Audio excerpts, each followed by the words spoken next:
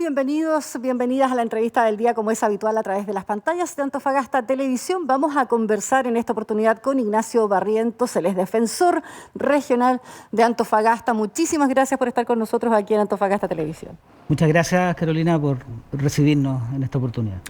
Hay varios temas de los que me gustaría pudiésemos conversar, sí. En particular el trabajo que ya por varios años, ¿cierto?, desde el estallido social en adelante ha hecho la Defensoría Penal, en particular con los casos de los detenidos, ¿cierto?, por delitos en el estallido social, lo que ha generado una gran controversia respecto de largas prisiones preventivas y casos emblemáticos, además, en la región de Antofagasta, de varios jóvenes que después de bastante tiempo logran finalmente su libertad.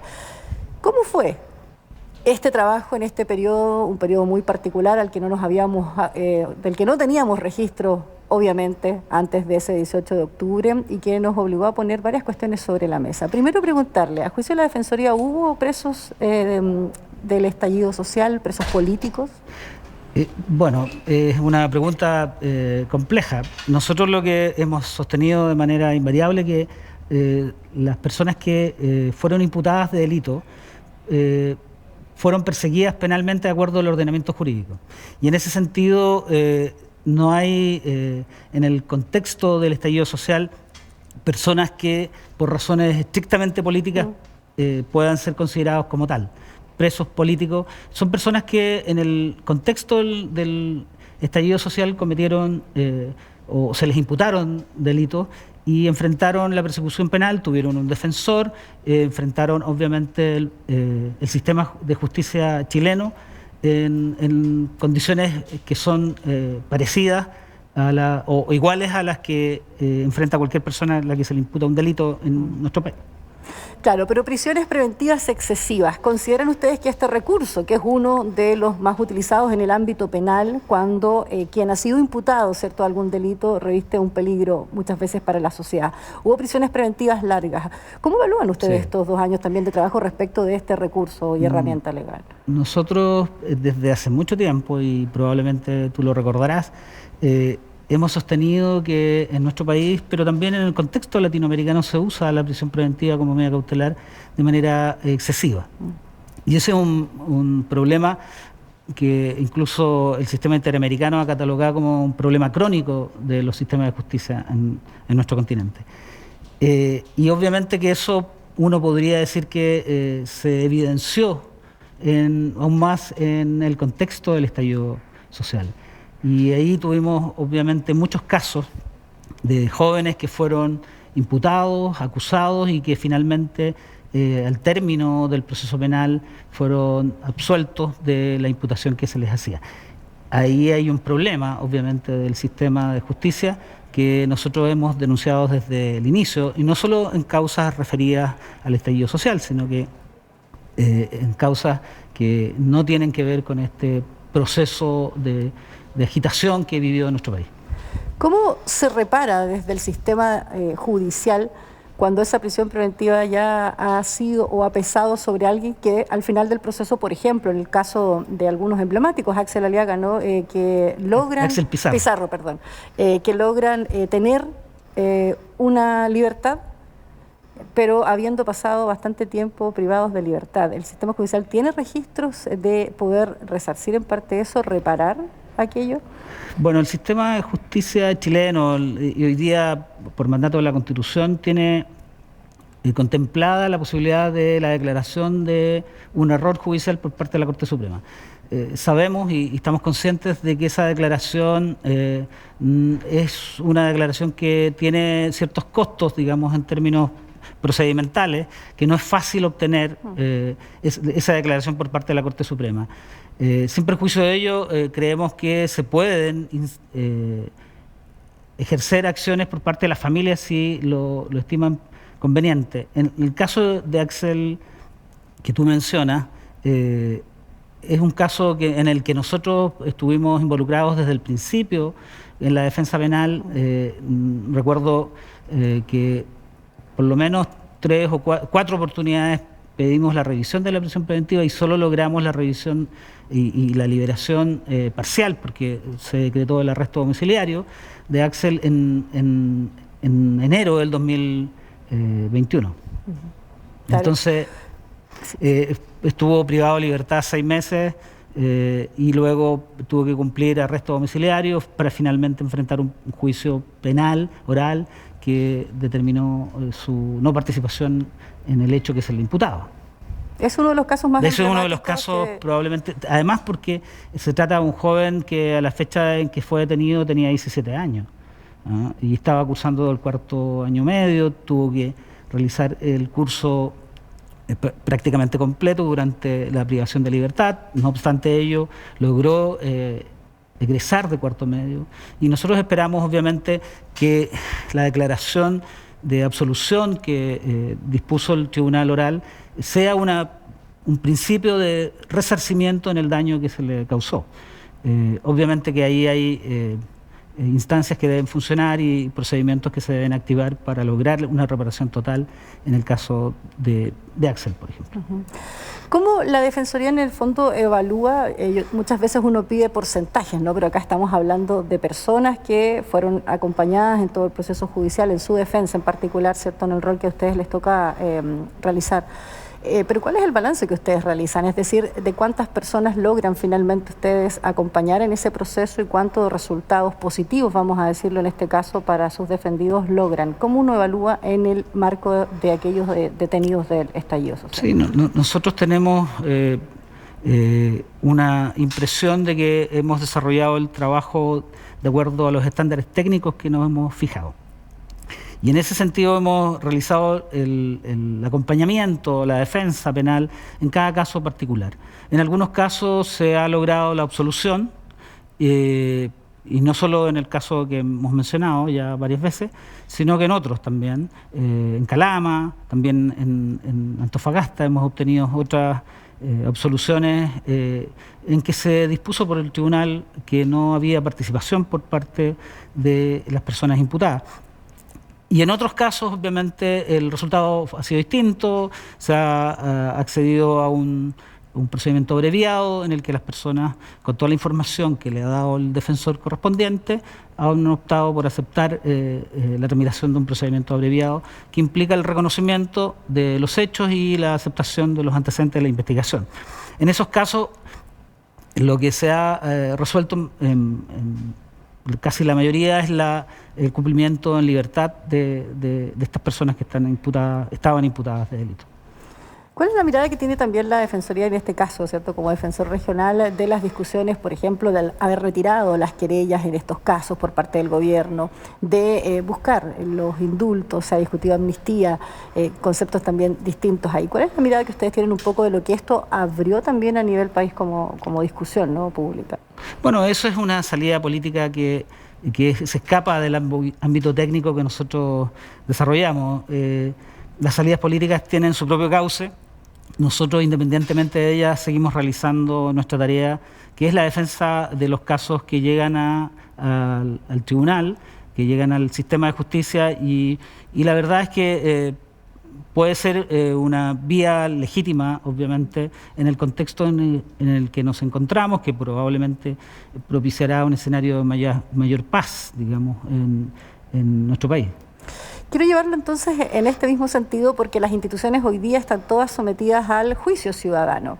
El Poder Judicial en su conjunto es una de las instituciones que también ha sido cuestionada en el último tiempo respecto de la justicia para unos y para otros de manera distinta, los delitos de cuello y corbata, pasó con los casos del estallido, y en el fondo hoy hay una convención constitucional que está discutiendo, ¿no?, a través de la Comisión de Sistemas de Justicia, un nuevo ordenamiento, y en eso hay varias cuestiones que ya se han ido discutiendo y aprobando también por la Comisión, que podrían reordenar este sistema, que también les tocaría, de hecho, a las defensorías penales públicas en nuestro país y a su conjunto, ¿no?, o como institución.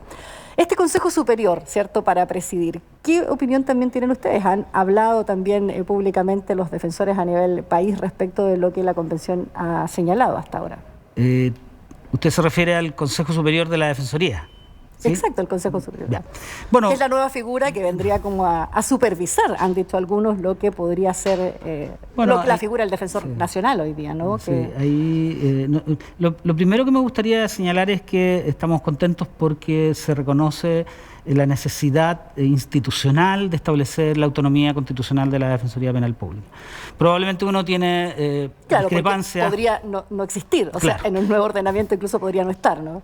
Lo que uno podría establecer ciertas discrepancias en la forma de gobernanza institucional de la Defensoría. Nosotros creemos, y esa es nuestra opinión, que el gobierno de la Defensoría Penal Pública ha funcionado de manera excelente. De hecho, hemos sido 2 veces, hemos obtenido el premio a la excelencia dentro de la administración del Estado, y creo que hemos desarrollado un trabajo durante todos estos años que ha sido reconocido tanto desde el punto de vista ciudadano como académicamente, que ha sido un trabajo de excelencia. Y en ese sentido creemos que no es necesario variar la forma de gobierno institucional cuando todo ha funcionado adecuadamente.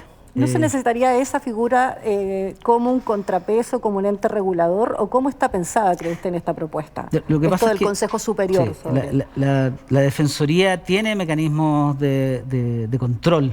De hecho, nosotros siempre hemos dicho que la autonomía constitucional o incluso legal no significa la ausencia de controles. La Defensoría, en su propia ley, de la ley que regula el servicio, establece mecanismos de control, tanto auditorías externas como internas, inspecciones, reclamaciones, y en ese sentido nos parece que hay los mecanismos adecuados para controlar el trabajo de la Defensoría en términos institucionales y de los defensores.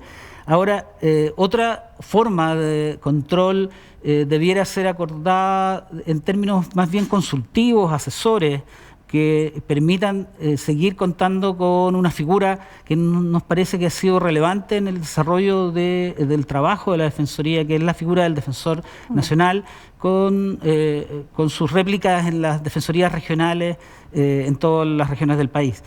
Pero ¿no sería más democrático, pensando en la figura de este defensor nacional, que es uno? Este consejo propone 7, ¿no?, personas, sí, que es como una figura de un director. ¿No sería un poco más amplio porque recae en este nacional, que es uno, todo sí, el quehacer de la misma institución? Lo que pasa es que probablemente ahí de hecho, la composición es de 3 representantes de funcionarios y funcionarias de la Defensoría, 3 representantes de los defensores. Como directores son, claro, también. Y en ese sentido nos parece, y externos que son designados por el Congreso. Nosotros creemos que esto podría de alguna manera afectar el carácter técnico de la Defensoría Penal Pública.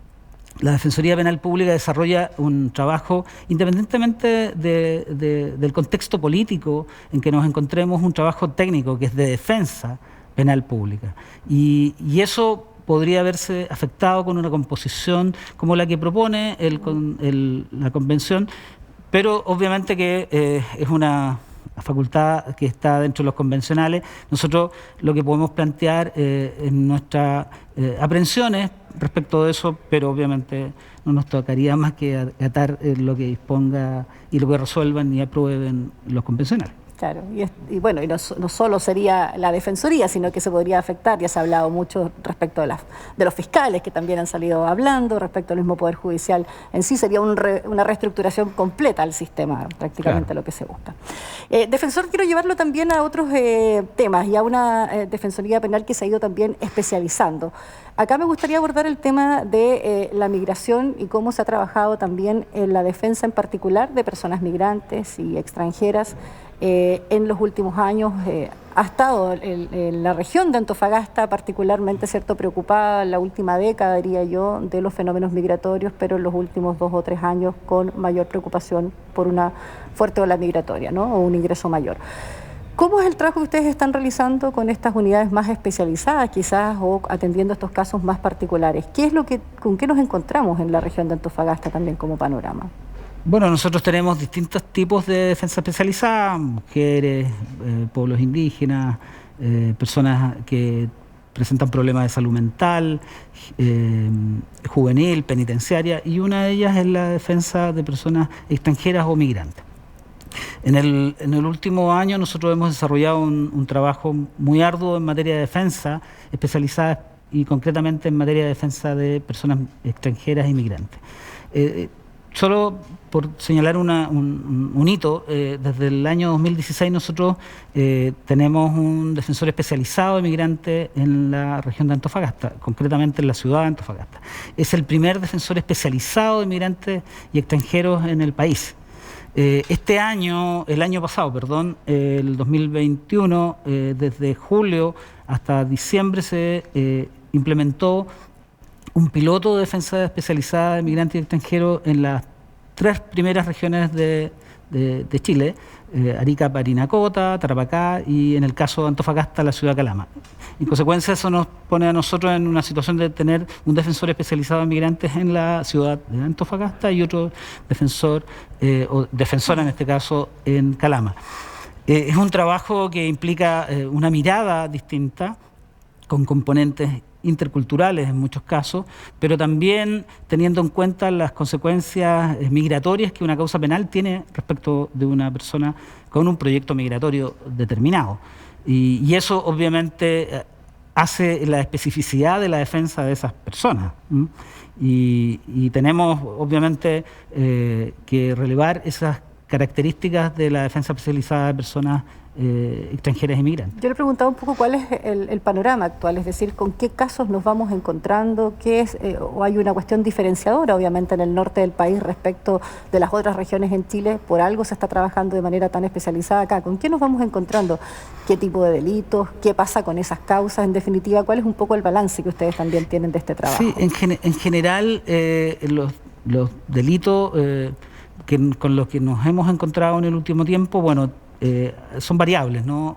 En un tiempo nos encontramos con delitos que son comunes a todas las personas, delitos de lesiones, BIF, lesiones en BIF, amenazas, hurto, y también en una menor proporción delitos de tráfico, de la ley de tráfico de estupefacientes. Y esos son más o menos los delitos que nosotros podemos consignar como los que estarían dentro del ámbito de la comisión o la imputación que se hace respecto a personas. ¿Y usted dice en menor grado los delitos asociados a tráfico? Sí, en relación con los que yo mencioné primero. Y ahora, y respecto de esas causas, del tratamiento que se hace, de finalmente lo que se logra, es decir, imputaciones en nuestro país, en las extradiciones, hay todo un proceso, me imagino que también ustedes deben supervigilar ahí. ¿Cómo se da el mismo proceso? ¿En qué terminan finalmente algunos de los defensas que ustedes han hecho? Hoy día, muchas de las causas en las que hay un imputado extranjero que no tiene residencia regular en Chile, es probable que la sanción que se aplique finalmente en el proceso penal sea la expulsión del país. Y eso está contemplado como una pena sustitutiva de la ley 18.216. Una persona a la que se le imputa un delito, que tiene una nacionalidad distinta a la chilena, que la pena es menor a 5 años y 1 día, puede ser sancionada con la pena de sustitutiva de expulsión. Eso significa que esa persona es forzada a abandonar el país y es llevada por personal de investigaciones a la frontera o al país correspondiente de origen. Y eso es lo que se aplica en muchos casos. Ahora, hoy hay otras personas que también reciben sanciones de penas en libertad vigilada, intensiva, dependiendo obviamente de la situación de arraigo que puedan tener en nuestro país, y otras que cumplen efectivamente la pena porque el monto o el quantum de la pena no permite la aplicación de penas sustitutivas. Defensor, siempre ha existido este mito, vamos a decirlo así, en Antofagasta respecto de que aumenta el paso de migrantes o el ingreso de migrantes y con ello aumenta la comisión de delitos, algo que siempre se ha ido desmintiendo en la cifra a lo largo de estos años. ¿Eso se ha mantenido, en definitiva, el porcentaje de comisión de delito asociado a ciudadanos migrantes o extranjeros? En general, las cifras que incluso maneja el Ministerio Público, la policía, dan cuenta de que la participación, por decirlo de alguna manera, criminal en delitos de personas que son de nacionalidad distinta a la chilena es menor, teniendo en cuenta especialmente el número de personas de nacionalidad extranjera que viven en nuestro país. Obviamente que en el caso de algunas regiones el número de ingresos de extranjeros en las estadísticas por ejemplo, de la Defensoría Regional es mayor en las regiones del norte que en las regiones de más al sur del país. Eso se da, pero eso tiene que ver con, obviamente, la mayor concentración de población extranjera y generalmente esos delitos son delitos que están vinculados a la infracción de normas de convivencia que son también aplicable a los nacionales. Se da mucho delito de lesiones, delito de amenaza y delito de lesiones en contexto BIF. Eso es un número, yo diría, alto de las imputaciones que se hacen respecto a personas extranjeras, digamos. Y también... ¿Y cómo se cruza ahí con esta atención más especializada con enfoque de género, ¿no? Que en los últimos años también se habla mucho de esta invisibilización, en el fondo, de la criminalización femenina? Le leía también hace un tiempo un artículo que publicaba usted mismo respecto de eso. Entonces, ¿cómo se cruza? Porque también en Chile tenemos problemas de violencia intrafamiliar, sin duda, o de agresión a mujeres, pero pareciera ser que en el contexto de extranjeros o migrantes eso pudiera darse también de una mayor manera. ¿Es así efectivamente en la cifra comparativa que ustedes tienen? Sí, nosotros tenemos, claro, ahí hay antecedentes que nos permiten, por ejemplo, en alguna medida señalar que muchas mujeres, por ejemplo, son usadas como transporte de droga y tenemos un alto número de mujeres de nacionalidad extranjera, bolivianas, de otras nacionalidades que están ingresadas en centros penales de la región. Y esto es probablemente una realidad en varias regiones del norte del Chile. Y ahí se da obviamente una lógica patriarcal que implica que muchas de estas mujeres están subordinadas a hombres en la comisión del delito. Y por otro lado, nosotros también hemos desarrollado defensa de género respecto de mujeres en las que concurre una interseccionalidad, mujeres extranjeras, y en el caso concreto de una mujer que defendimos el año pasado, privada de libertad, y que conseguimos la absolución de ella con la interposición de un recurso de nulidad ante la Corte Suprema, que declaró que en este caso en particular concurría una legítima defensa. Ese caso fue, yo diría, por primera vez se reconoció que una mujer que había sido sometida de manera permanente a un grado de violencia doméstico por parte de su pareja podía invocar en su favor la eximente de responsabilidad de legítima defensa. No obstante que había transcurrido un tiempo desde el momento en que ella había sido agredida, porque se estimó que esa agresión tenía el carácter de permanente, esto es, de incesante. Y en consecuencia eso nos permitió a nosotros obtener la absolución de esta mujer, la liberación de ella después de largo tiempo en el Centro Penitenciario Femenino y con eso marcamos un hito jurisprudencial que es muy importante y que ha sido reconocido tanto a nivel académico como de las jurisdicciones de distintas cortes de apelaciones en las que se ha podido replicar este logro. Defensor, gracias por habernos acompañado en la entrevista del día, sin duda con una serie de desafíos también, según lo que hemos conversado en esta región compleja, ¿no? Desde varios aspectos como los que nos ha tocado vivir, tanto del estallido, después el tema migratorio que ha sido, o requiere, ¿cierto?, las pertinencias bien competentes ahí de estos órganos. Gracias por acompañarnos. Muchas gracias a ustedes. Gracias a ustedes también. Nos reencontramos como siempre en este espacio, en la entrevista del día, a través de las pantallas de Antofagasta Televisión. Quédese en nuestra sintonía.